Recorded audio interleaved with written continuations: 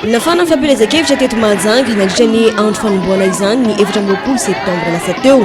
Saika efa nanao ny azy avokoa ireo kandida rehetra niaraka tamin'ireo mpanohana azy. Raha ny zavatra tsikaritra tamtamina tamin'ny alalan'ny fiarakodia aloha hatreto no tena betsaka nanao ankoatra ny famorim-bahoaka nataon'ny AMP teto amin'ny manoloana ny postra malagasy.